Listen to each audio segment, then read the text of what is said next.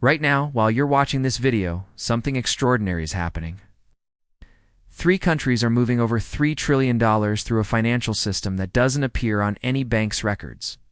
No SWIFT codes, no Federal Reserve oversight, no dollars. It's the largest shutdown economy in human history. And it's not just surviving Western sanctions. It's replacing the entire system. February 2022, Russia invades Ukraine. Within 72 hours, the West launches what experts call the nuclear option of economic warfare. Russia is cut from SWIFT, the messaging system that handles 42 million transactions daily. Over $11 trillion worth of trade every single day. Western economists predicted catastrophe. The Russian economy would collapse within weeks. ATMs would run dry. The ruble would become worthless. That was 2 years ago. Moscow's streets are full. Stores are stocked. The ruble recovered. Russia's economy didn't collapse. How? In late 2023, a series of intelligence documents leaked from European banking regulators revealed something shocking. Russia wasn't just surviving.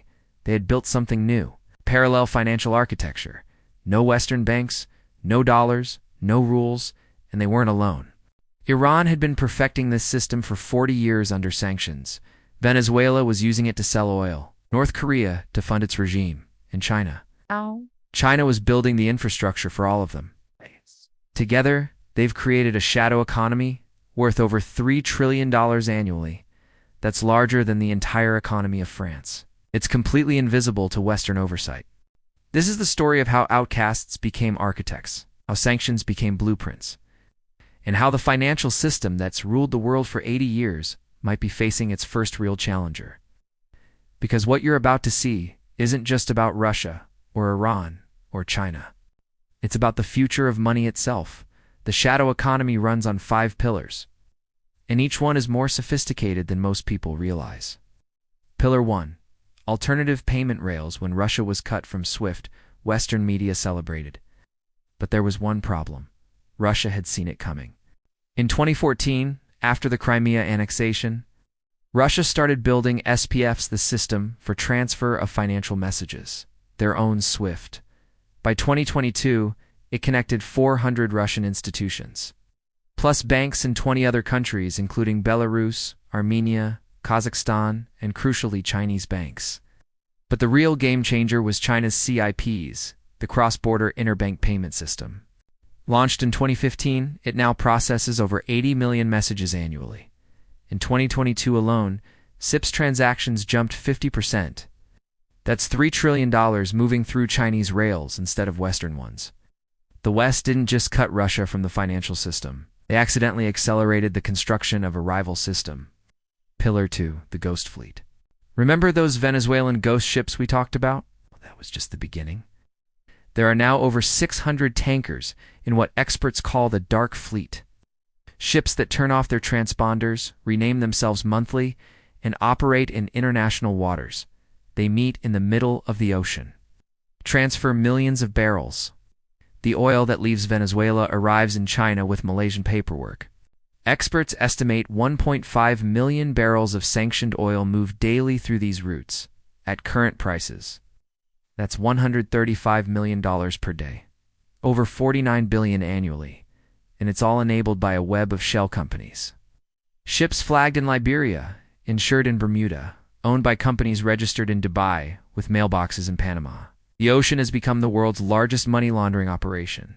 Pillar 3. Commodity-backed trade. But sometimes, you don't need money at all. Russia sends wheat to Iran. Iran sends drones to Russia.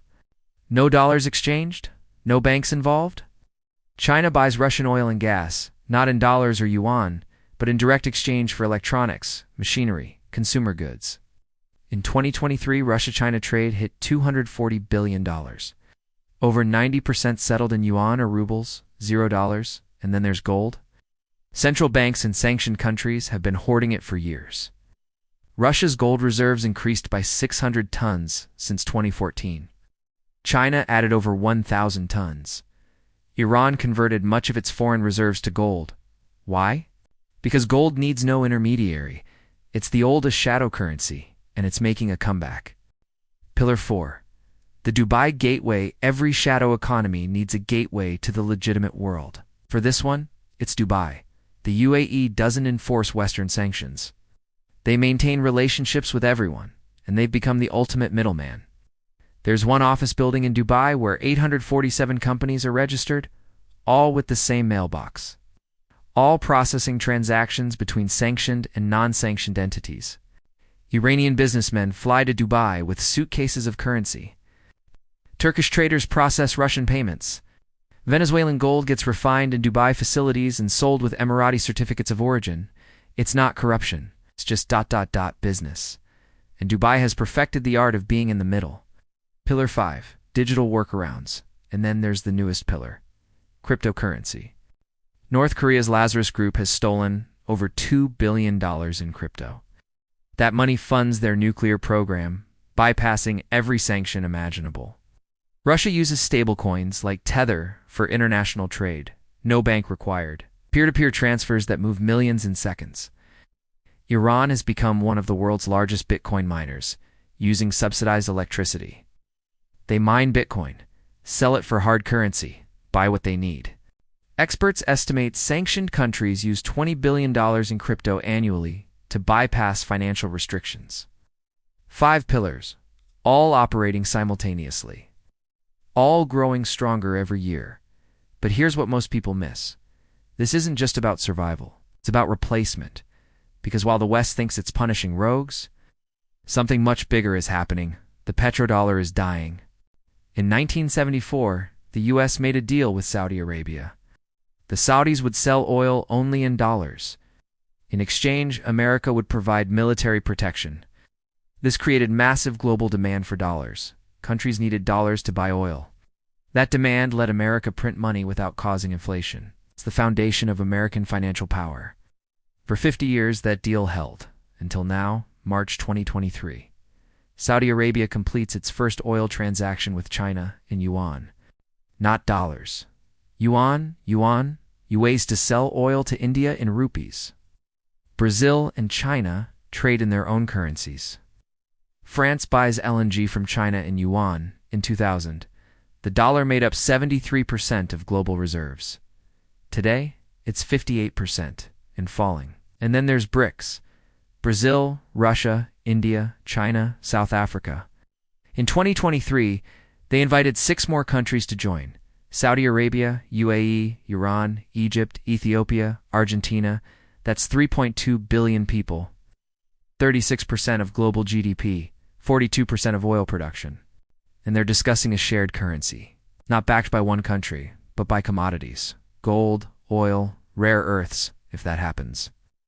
The dollar doesn't lose reserve status gradually, it loses it overnight. This has happened before. In 1945, Britain was the reserve currency. The pound sterling ran the world. By 1970, it was over. It took 25 years. We're now 15 years into dollar de-dollarization. 2008, financial crisis, trust cracks. 2014, Russia sanctions begin, alternatives start. 2022, swift cutoff acceleration. 2024, BRICS expansion, critical mass. The shadow economy isn't the fringe anymore. It's becoming the center. Now you might be thinking, fascinating, but what does this have to do with my life? Everything. The dollar's reserve status is why America can run trillion-dollar deficits without hyperinflation. It's why your mortgage rates are as low as they are. Why your dollar still buys things overseas. The U.S. has printed 40% of all dollars ever created just since 2020. In any other country, it would cause 1,000% inflation, but it hasn't, because the whole world needs dollars. That demand absorbs the supply. What happens when they don't need dollars anymore? History shows us what happens when a currency loses reserve status. Britain saw its standard of living decline for decades. Citizens got poorer, while the country stayed rich in assets. For Americans, it means everything gets more expensive. Imports cost more. The government can't borrow as cheaply. Taxes go up, or services get cut. For the rest of the world, it means choosing sides. Will your country trade in the dollar system or the BRICS system? There might not be room for both. That's why smart money has been moving to hard assets. Gold has hit all-time highs. Bitcoin, despite volatility, keeps attracting institutional money. Real estate in stable countries is soaring, because when people lose faith in currency systems, they flee to things that can't be printed. So what happens next? There are three scenarios, and we're living through the choice right now. Probability. 60%. The dollar remains important, but not dominant. We enter a multi-currency world. Yuan, euro, and dollar share power. For America, this means gradual decline in standard of living.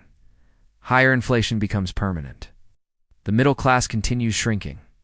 Timeline. This plays out over the 2030s. It's not dramatic. It's just ... slow erosion. Like Britain after 1945. Probability.